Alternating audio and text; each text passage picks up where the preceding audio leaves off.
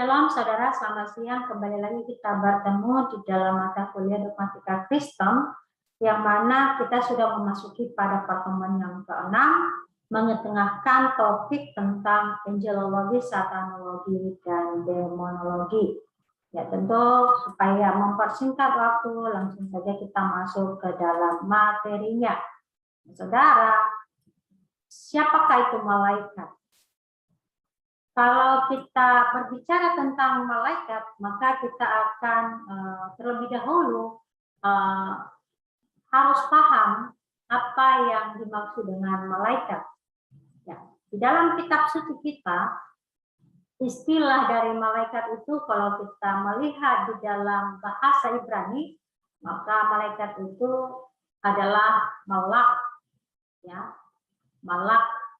Yang mana kata yang sesuai dengan kata ini dalam bahasa Yunani disebut dengan angelos, ya, artinya utusan atau messenger. Nah, istilah malak dan angelos dapat menunjuk kepada seorang utusan manusia, saudara. Sebagai contoh, kita bisa melihat di dalam 1 Raja-Raja pasal 19 ayat 2, ya, yang berbunyi demikian. Maka Isabel menyuruh seorang suruhan mengatakan kepada Elia, beginilah kiranya para Allah menghukum aku. Bahkan lebih lagi daripada itu, jika besok kira-kira pada waktu ini, aku tidak membuat nyawamu sama seperti nyawa salah seorang dari mereka itu. Nah, istilah menyuruh seorang suruhan di sana berarti seorang utusan. Demikian juga ketika kita melihat di dalam perjanjian baru, khususnya dalam Lukas pasal 7 ayat 24, maka istilah angelos sebagai utusan juga dapat berupa utusan sebagai seorang manusia.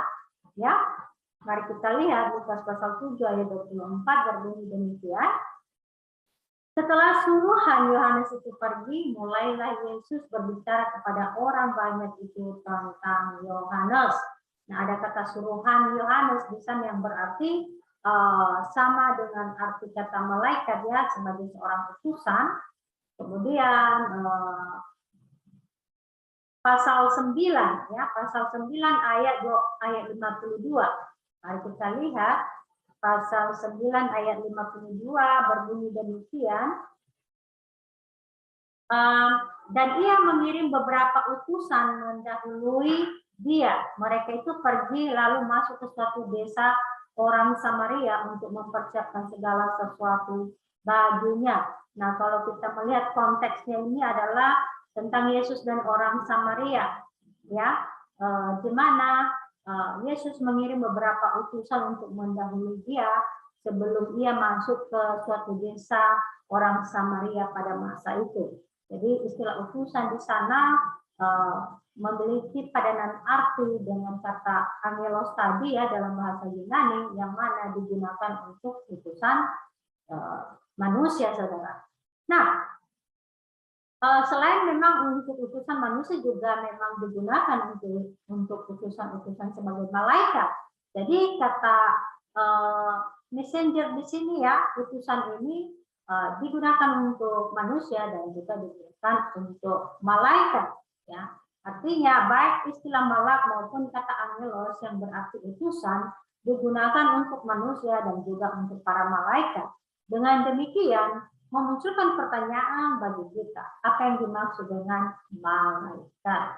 Nah, saudara, malaikat adalah makhluk yang diciptakan, ya, makhluk yang diciptakan dan bersifat rohani yang memiliki pengertian moral dan intelijensi yang tinggi.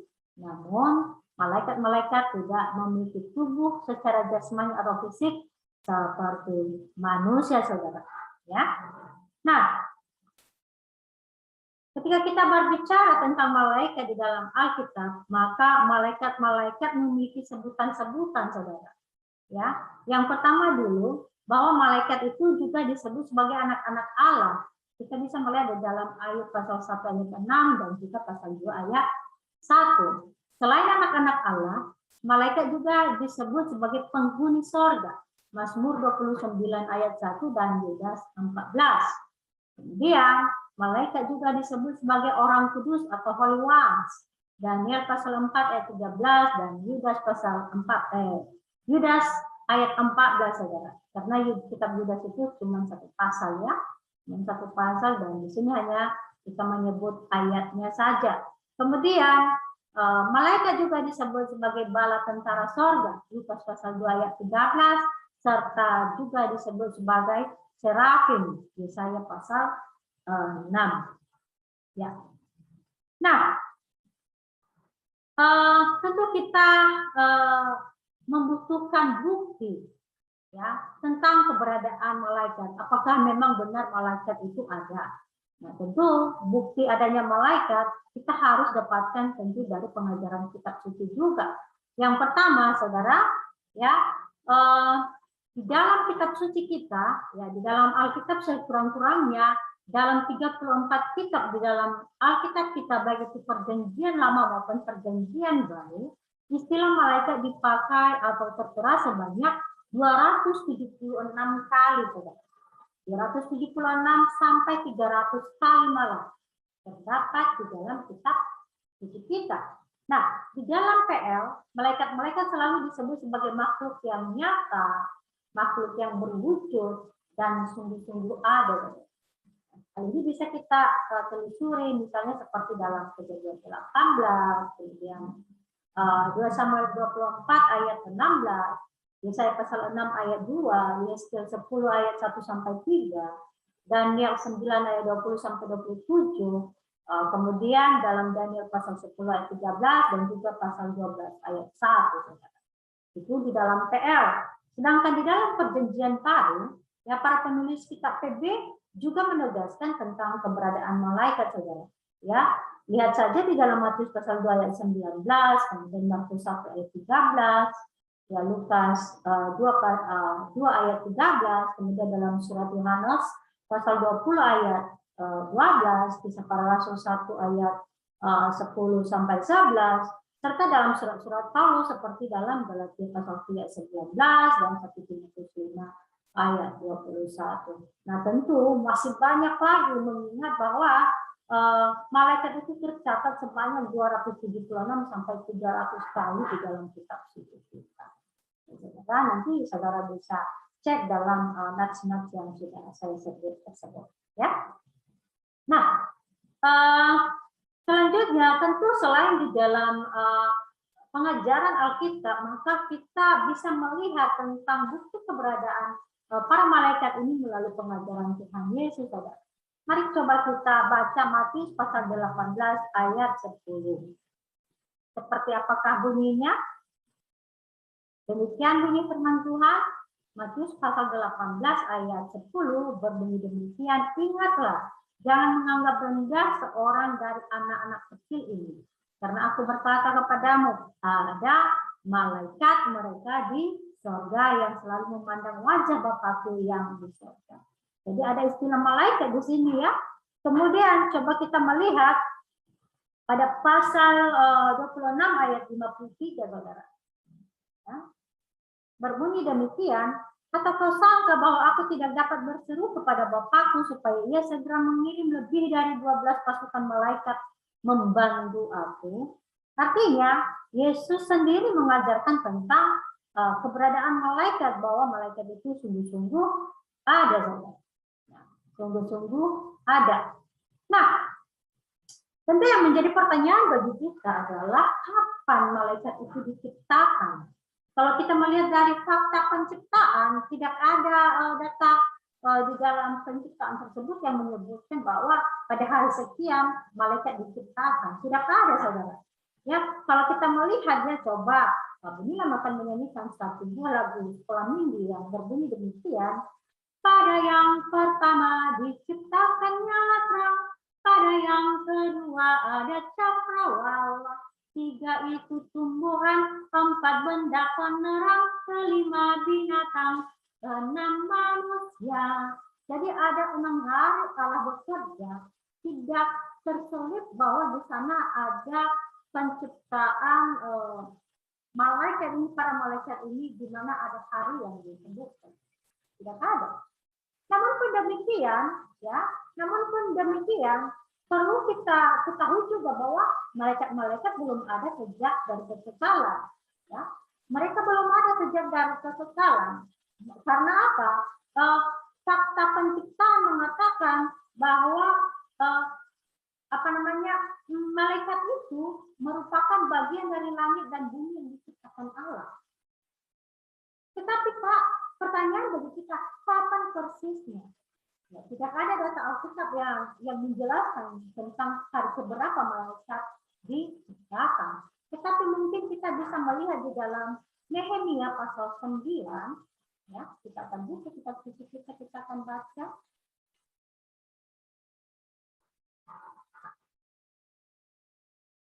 Pasal 9 ayat 6 berbunyi demikian, "Hanya Engkau adalah Tuhan, Engkau telah menjadikan langit, ya, langit segala langit dengan segala bala tentaranya."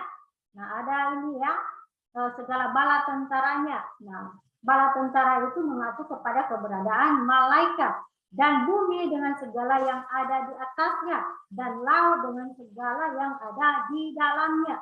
Engkau memberi hidup kepada semuanya itu, dan bala tentara langit yang sudah Tuhan ciptakan tadi sujud menyembah kepadamu. Jadi surat Nehemia menjelaskan tentang peristiwa penciptaan dari malaikat itu yang disebut oleh Nehemia sebagai bala tentaranya Allah.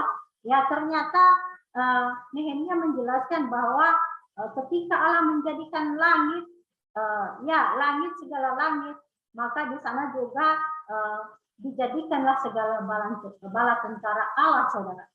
Kemudian kita bisa bandingkan mungkin di dalam Mazmur pasal 148, kita cek ayat 2 dan 5. Ya, kalau ayat 2 berbunyi demikian, pujilah dia hai segala malaikatnya, pujilah dia hai segala tentaranya. Jadi malaikat itu juga disebut tentaranya Allah ya, bala tentaranya Allah. Kemudian ayat 5, baiklah semuanya memuji nama Tuhan, sebab dia memberi perintah, maka semuanya tercipta. Jadi penting bagi kita untuk mengetahui bahwa malaikat itu adalah bagian dari ciptaan Allah. Walaupun tidak disebut secara khusus kapan hari keberapa malaikat itu diciptakan, tetapi jelas baik melalui surat Nehemia tadi maupun di dalam Mazmur ini menjelaskan tentang fakta penciptaan dari para malaikat. Nah, sekarang yang kedua adalah siapa pelaku penciptaan para malaikat. Nah, tentu kalau kita melihat di dalam 1 Yohanes 1 ayat 1 sampai 3, maka dikatakan di sana bahwa segala sesuatu diciptakan oleh Kristus. Artinya bahwa secara khusus malaikat-malaikat diciptakan oleh Tuhan, oleh Allah ya, oleh Allah. Kita bisa melihat di dalam Kolose pasal 1 ayat 16 ya, di mana penciptaan malaikat sebagai suatu tindakan tunggal, saudara. Ya, diciptakan sekaligus dan sangat banyak ya. Jadi itu disebut dengan suatu tindakan tunggal dan bisa nanti mungkin dibandingkan dalam Ibrani pasal 12 ayat 22. Nah, jumlah mereka tidak bertambah banyak ya, jumlah mereka statis ya. Statis karena apa? Karena penciptaan mereka tidak diteruskan dan mereka tidak dapat berproduksi ya, seperti manusia ya, manusia bisa menikah kemudian melahirkan anak, tetapi kalau malaikat ini ketika para malaikat atau bala tentaranya Allah ini diciptakan, mereka diciptakan sekaligus dan banyak, saudara ya. Itu merupakan penciptaan tindakan tunggal dari Allah kita ya terhadap para malaikat ini. Nah, mengapa kita mengatakan bahwa mereka tidak bereproduksi? Maka kita bisa melihat Matius 22 ayat 30. Coba kita cek Matius 22 ayat 30 berbunyi demikian. Ya, karena pada waktu kebangkitan orang tidak kawin dan tidak dikawinkan melainkan hidup seperti malaikat di surga. Jadi di sini ada analogi tentang kebangkitan orang tidak kawin dan tidak dikawinkan. Jadi ini berbicara tentang kebangkitan orang-orang yang sudah mati ya, kebangkitan orang-orang yang sudah mati dijelaskan ketika peristiwa kebangkitan orang-orang yang sudah mati itu mereka dibangkitkan, maka ketika mereka ada di surga, mereka tidak lagi ada istilah kawin mengawin. Jadi sama seperti malaikat yang di surga. Artinya kalau disamakan atau manusia mengalami kebangkitan dianalogikan sebagai malaikat yang tidak kawin mengawin, ya, yang tidak kawin mengawin atau tidak berproduksi. Selanjutnya, tentu kita akan berbicara waktu penciptaan tadi, walaupun sebelumnya saya Bu Nilam sudah sempat menjelaskan, tetapi ketika kita berbicara tentang waktu penciptaan malaikat tadi, maka Alkitab tidak menyatakan secara pasti seperti yang Bu Nilam sebut tadi di atas ya, tidak disebut kapan para malaikat itu diciptakan, akan tetapi para malaikat itu hadir ketika dunia diciptakan, saudara. Ayat pasal 38 ayat 6 sampai 7. Jadi ada kemungkinan memang para malaikat diciptakan sebelum penciptaan dunia, atau bisa saja memang ketika Allah menciptakan langit dan bumi, kemudian ikut diciptakan, tetapi tidak disebut kapan hari penciptaan para malaikat tersebut, saudara. Ya. Nah, seperti apakah keadaan penciptaan dari para malaikat, saudara? Ya, kalau kita bisa membaca Yudas ayat 6, mari kita coba baca Yudas ayat 6.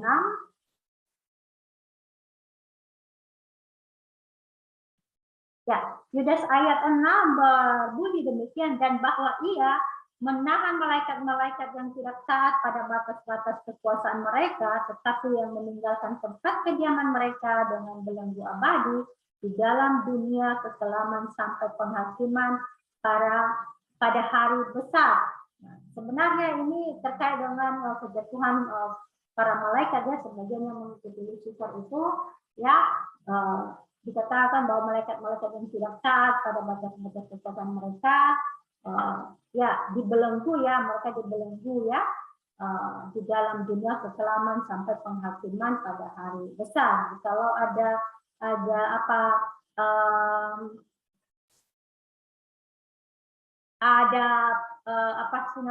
penghukuman, seperti itu, ada penghukuman bagi para malaikat yang tidak taat ini, di mana mereka dibelenggu sampai kemudian tiba pada hari penghakiman ya, pada akhir dunia. Maka dengan demikian bahwa mengindikasikan bagi kita bahwa malaikat yang tidak taat, malaikat yang tidak taat,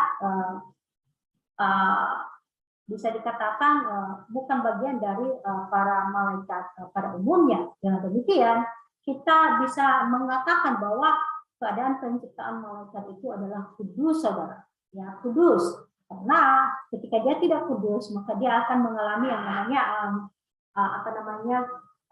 akan mengalami yang namanya penghukuman tadi, di mana penghukuman mereka itu adalah mereka akan dibelenggu secara abadi menunggu sampai penghakiman akhir dunia. Bayangkan itu. Artinya keadaan penciptaan malaikat bersifat kudus, kemudian juga malaikat itu bersifat makhluk, ya, di mana para malaikat adalah makhluk ciptaan yang terpisah, ya, yang terpisah dan berbeda dengan manusia tentunya. Ya, 1 Korintus pasal 6 ayat 3, mari kita coba lihat.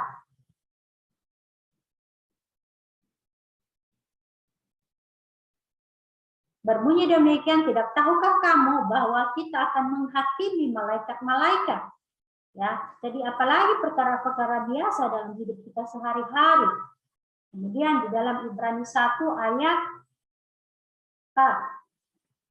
14 ya, berbunyi demikian, ya, bukankah mereka semua adalah roh-roh yang melayani, yang diutus untuk melayani mereka yang harus memperoleh keselamatan. Jadi malaikat itu adalah bersifat makhluk, saudara.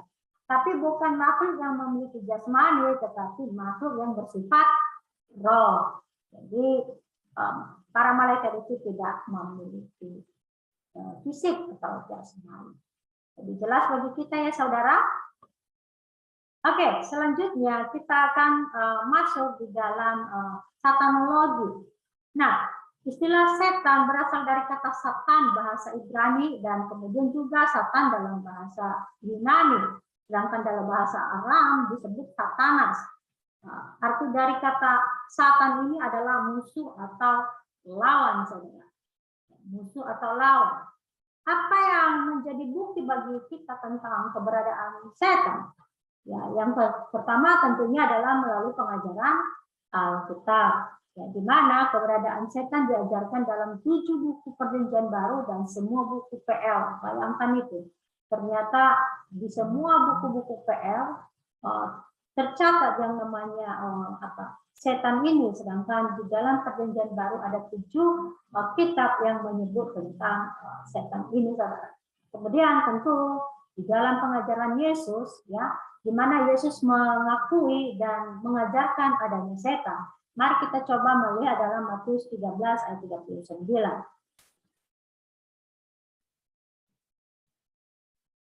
Ya.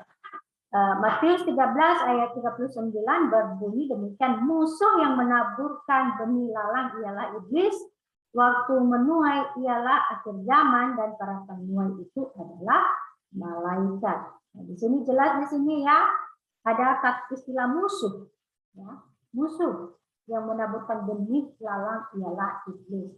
Di mana musuh itu dikatakan ketika dia menabur benih lalang, maka dia juga disebut sebagai iblis. Nah, kemudian saudara nanti bisa melihat dalam Lukas 10 ayat 18 dan juga pasal 11 ayat 18. Nah, seperti apakah kepribadian setan?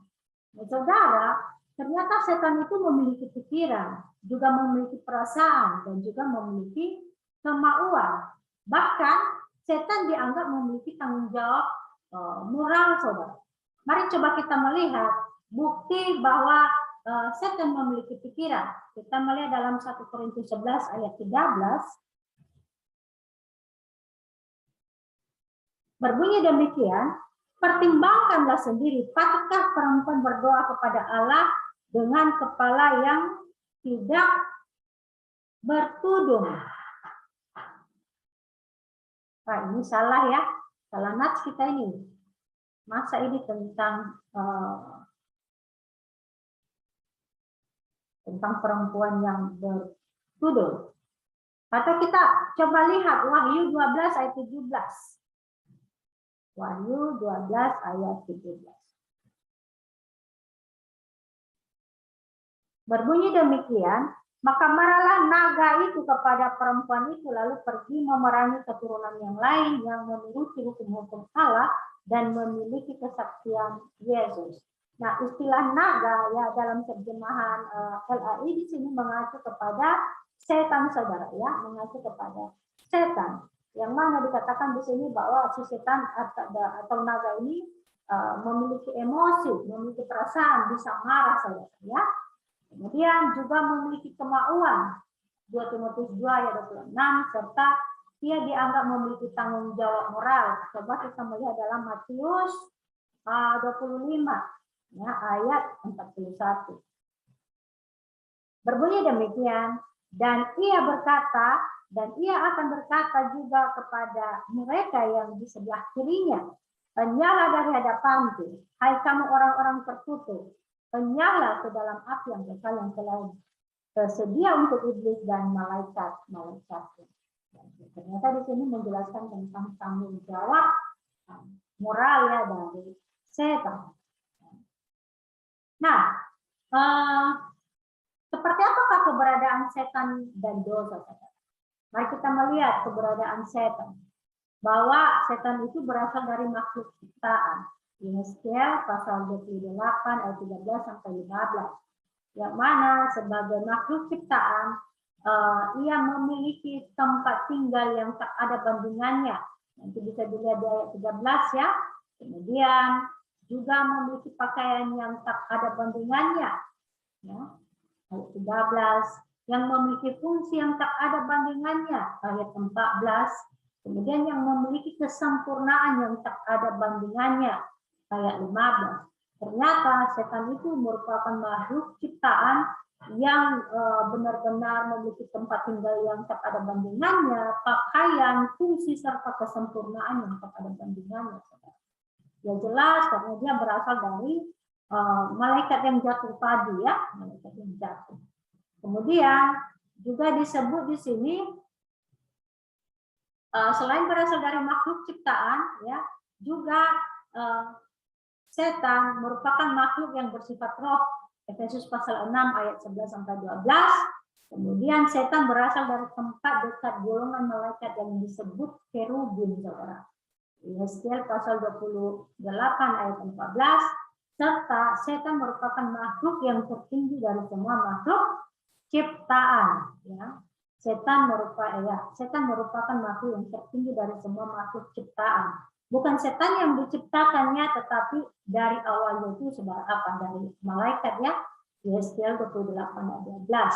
Kemudian apa saja dosa-dosa dari setan. Nah, saudara, ternyata dosa setan itu adalah curang. Yesaya pasal 28 ayat 15. Kemudian sombong, saudara ya.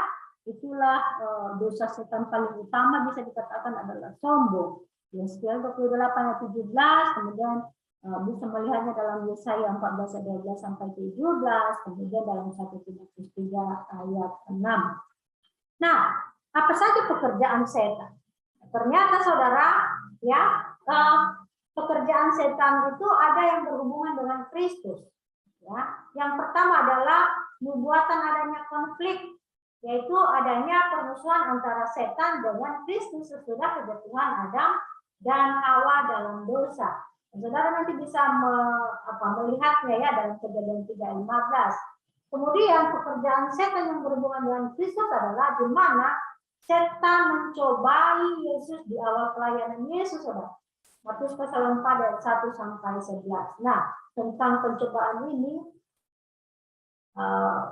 ada tulisan yang Bodelang tulis, tapi ini dikaitkan dengan COVID ya, refleksi pada masa COVID yang mana itu saya ambil natsnya dari Matius 4 ayat 1 sampai 11 ini. Kemudian menggunakan berbagai macam orang untuk menggagalkan pekerjaan Kristus. Bayangkan itu, saudara. Ya. Si setan ini mencari atau menggunakan berbagai cara supaya orang dapat menggagalkan pekerjaan Kristus.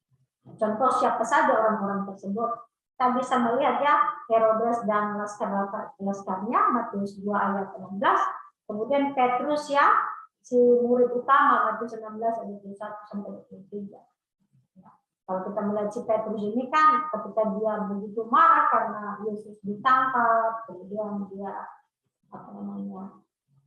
memotong telinga ini ya. Nah, itu sebenarnya kalau dari sudut karya Yesus dalam keselamatan itu disebut sebagai salah satu strategi iblis untuk menggagalkan pekerjaan Kristus. Seakan-akan dengan berbuat demikian maka si Petrus ini sudah berbuat baik terhadap Tuhan Yesus, padahal itu merupakan salah satu strategi iblis atau setan untuk menggagalkan karya Kristus dalam keselamatan. Ya, oke. Nah, kemudian para pemimpin agama, ya, saudara, ya, Yohanes 8 ayat 44. Ya. Jadi setan menggunakan berbagai macam orang untuk menggagalkan pekerjaan Kristus. Pertama ada Herodes dan laskarnya, kemudian ada Petrus si murid utama, kemudian ada para pemimpin agama, ya, dan selanjutnya juga si setan ini merasuki tubuh Yudas untuk melakukan pengkhianatan. Ya jelas ini ya memang harus kita akui bahwa ya Yudas sudah memberikan peluang tersebut ya. Yudas memberikan peran tersebut untuk dirasuki oleh setan.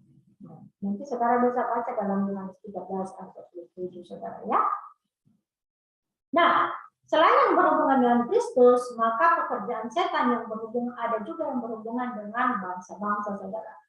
Ya, ada yang berhubungan dengan bangsa-bangsa. Misalnya dalam Wahyu 20 ayat 3 dijelaskan bahwa setan menyesatkan bangsa-bangsa sampai sekarang ini. Jelas, ya.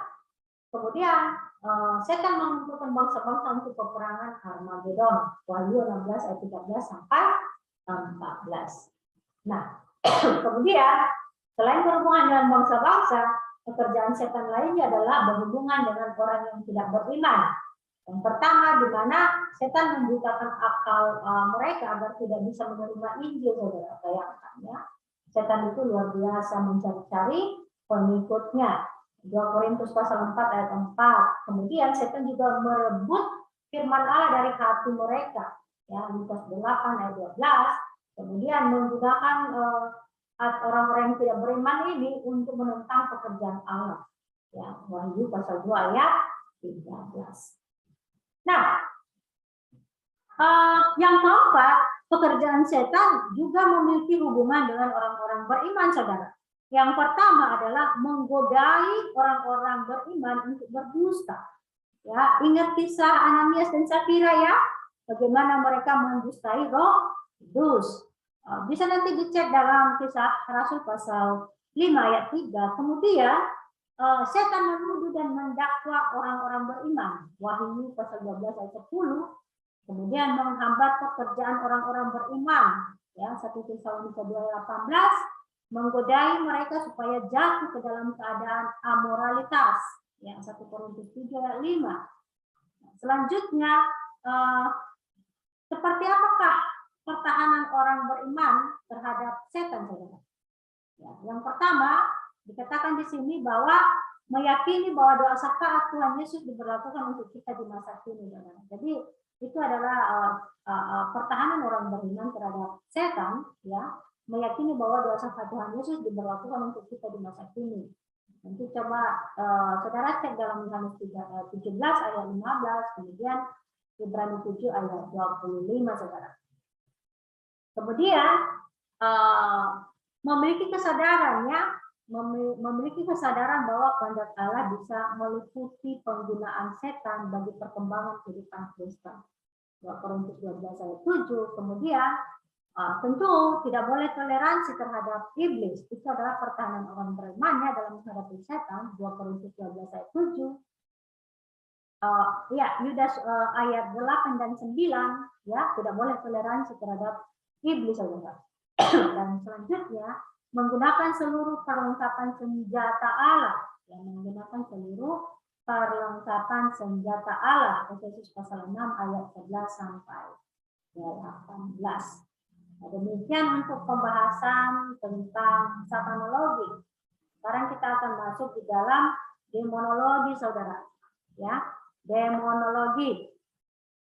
Nah, ketika kita berbicara tentang demonologi, maka kita harus mengetahui apa itu demonologi. Nah, demonologi ini adalah ilmu yang mempelajari tentang roh jahat. Yang menjadi pertanyaan bagi kita adalah siapa roh jahat itu? Nah, saudara, para malaikat yang jatuh disebut dengan roh-roh jahat atau demon. Ya.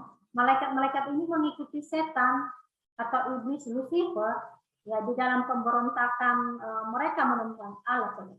Jadi malaikat-malaikat jatuh ini juga disebut malaikat-malaikat yang dimiliki oleh setan.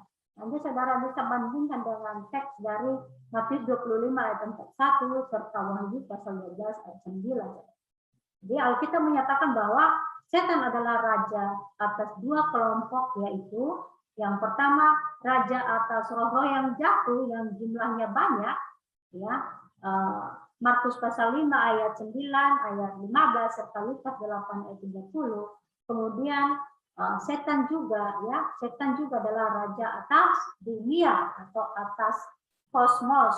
Makanya ketika setan mencobai Yesus, ya, di padang gurun itu, salah satu tantangan atau pencobaan setan kepada Yesus adalah apa? Dunia. Ya, salah satunya adalah dunia. Ya. Nah, yang menjadi juga pertanyaan bagi kita, dari mana asal-usul roh jahat tersebut? Nah, saudara, roh-roh jahat berasal dari malaikat-malaikat yang jatuh dalam dosa. Ya, tentu ini di bawah pimpinan iblis atau setan. Wahyu pasal 12 ayat 9. Kemudian roh-roh jahat adalah anak buah iblis atau setan. Dan setan adalah kepala atau pemimpin dari roh-roh jahat. Matius 12 ayat 24. Selanjutnya kemudian malaikat-malaikat yang sudah jatuh dalam dosa dan menyamar sebagai roh-roh nenek moyang, orang tua atau sanak keluarga yang sudah meninggal. Ya, jadi malaikat-malaikat yang sudah jatuh dalam dosa dan menyamar sebagai roh-roh nenek moyang, orang tua atau sanak keluarga yang sudah meninggal. Nah, jadi kalau dulu saya sangat tahu sekali bahwa ada kepercayaan ketika orang baru meninggal, ketika ada bau-bauan yang menyerupai bau-bau keluarga kita yang sudah meninggal, maka dianggap itu dia sedang datang. Ya, saya kurang tahu apakah saudara pernah mendengar hal tersebut atau pernah mengalaminya, atau maksudnya mengalami dalam pengertian kepercayaan tersebut dipercayai oleh daerah tempat tinggal saudara, tetapi kalau di daerah saya dari Nia Selatan, ada kepercayaan seperti itu di zaman dulu. Ya, bahkan sampai sekarang masih ada yang mempercayai akan hal itu, bahwa orang yang sudah mati itu masih bisa berkomunikasi dengan dengan kita orang yang masih hidup. Ya, salah satu cara komunikasinya adalah dengan kehadiran mereka. Mereka datang ke rumah kita. Jadi orang yang masih hidup itu mengenal bahwa dia yang datang melalui bau-bauan yang tercium, yang mana bau-bauan itu merupakan ciri khas orang yang meninggal tersebut sewaktu masih hidup. Ya. Jadi misalnya kalau orang tersebut suka pakai parfum yang khusus, ya, maka ketika bau parfum itu tercium, dianggap bahwa orang itu sedang datang mengunjungi keluarganya yang masih hidup. Tetapi di dalam iman kekristenan itu tidak dipercayai, saudara. Walaupun tidak dipercayai sebagai tidak dipercayai sebagai roh nenek moyang atau orang tua atau sanak keluarga yang sudah meninggal. Karena di dalam kekristenan dikatakan bahwa ketika kita mempercayai hal itu, maka sebenarnya kepercayaan itu menjadikan kita orang yang berdosa di hadapan Tuhan. Ya, karena apa? Karena terkadang kita ketika dia datang, hati kita begitu girang, berkata, oh dia mengunjungi. Padahal sebenarnya itu adalah salah satu cara cara setan atau iblis untuk untuk meninabobokan kita, atau untuk membuat kita terlena, ya, menganggap itu bahwa itu adalah seizin Tuhan terjadi, bahwa benar bahwa kita masih bisa berkomunikasi dengan keluarga kita yang sudah meninggal. Tapi saudara, itu adalah salah satu trik si jahat untuk terus meninabobokan kita sehingga kita terus-menerus mempercayai hal tersebut. Jadi ya memang malaikat-malaikat inilah dia setan atau iblis menggunakan cara ini untuk memikat orang-orang percaya untuk mempercayai hal sedemikian rupa, di mana para malaikat-malaikat yang sudah jatuh dalam dosa itu bisa menyamar sebagai roh nenek moyang, sehingga atau orang tua atau sanak keluarga kita yang meninggal, sehingga kita percaya bahwa keluarga kita yang sudah meninggal itu ada di tengah-tengah kita. Padahal ketika dalam iman Kristen, ketika seseorang sudah meninggal, maka artinya sudah tidak ada lagi hubungannya dengan kehidupan kita sebagai manusia masih hidup. Ya, oke. Kemudian masalah dirasuki iblis. Nah, apa yang dimaksud dengan dirasuki iblis? Kalau dirasuki iblis artinya adalah bahwa iblis mendiami seseorang, kemudian menyerap, menguasai dan mempengaruhi secara langsung ke dalam diri orang yang didiami, saudara. Ya tentu kalau kita melihat kesejajaran, hampir memiliki kesejajaran dengan berdiamnya Roh Kudus di dalam hidup kita. Ya, bagaimana ketika Roh Kudus berdiam di dalam hidup kita, bukan lagi ego kita yang berbicara, tetapi roh yang ada di dalam hidup kita yang akan berbicara, yang akan mengarahkan kita sehingga kita bisa bertumbuh. Tetapi kalau dirasuki oleh iblis hampir sama, dia akan berdiam menetap di dalam diri seseorang tersebut. Nah, orang yang didiami oleh iblis akan memiliki gejala ketidakteraturan pikiran, saudara. Ya, kemudian tubuh orang tersebut dia kuasai oleh iblis. Ya, tubuh tersebut dikuasai oleh iblis. Jadi apa namanya, dirasuki iblis adalah bahwa iblis mendiami seseorang, kemudian menyerap, menguasai dan mempengaruhi secara langsung ke dalam diri orang yang didiami, tentu dengan gejala ketidakteraturan pikiran tadi dan juga tubuh orang tersebut.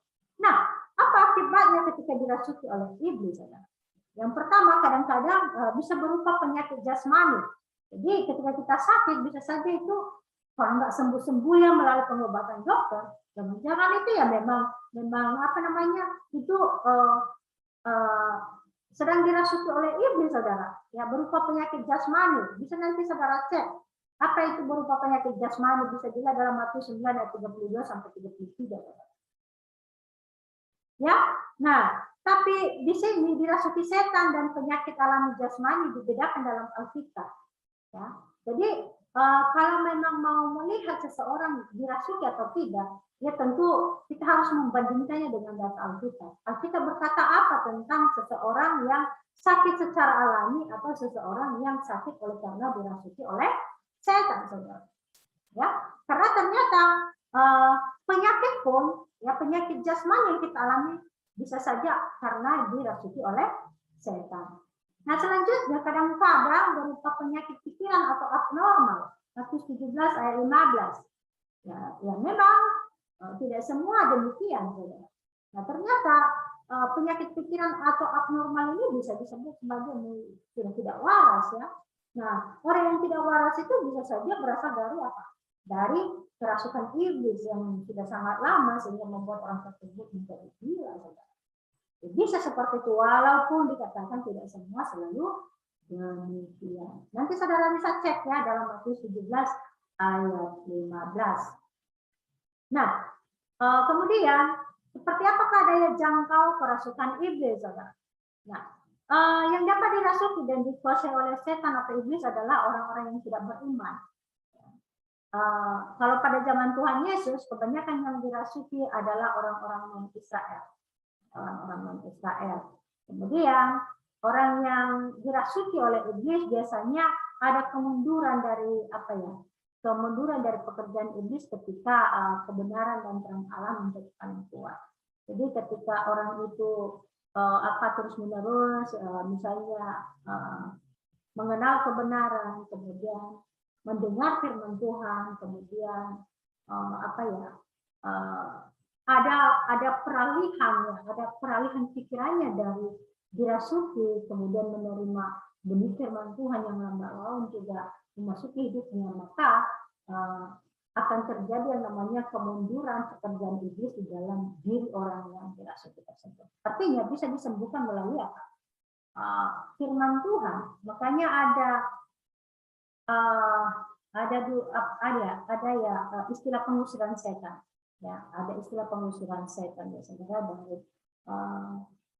hidup orang-orang yang sudah dirasuki oleh iblis. Nah, dulu ya kita harus juga memahami seperti apa pekerjaan-pekerjaan setan yang mempengaruhi kehidupan manusia, saudara ya, yang mempengaruhi kehidupan manusia. Ya, demikian saja saudara, dan yang akan menjadi bahan diskusi kita ya, yang akan menjadi bahan diskusi kita. Yang pertama adalah